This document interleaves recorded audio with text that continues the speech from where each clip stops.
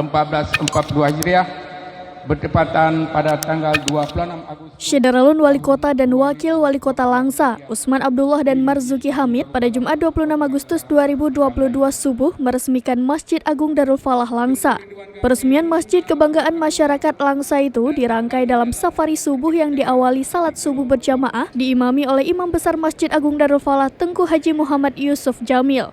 Ketua Pembangunan Masjid Agung Darul Falah Haji Sofyan Fakih melaporkan renovasi masjid dimulai dari tahun 2013 hingga sekarang dengan dana yang telah digunakan senilai 19 miliar rupiah.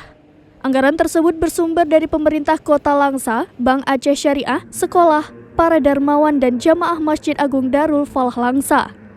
Menurut Ian Fakih, panitia saat ini masih membutuhkan dana sekitar 6 miliar rupiah untuk merampungkan renovasi. Sementara Wali Kota Langsa Usman Abdullah mengatakan bahwa renovasi masjid ini belum selesai sepenuhnya. Dirinya dan Wakil Wali Kota Langsa Marzuki Hamid selama 2 periode menjabat sudah berusaha maksimal dalam pembangunan masjid.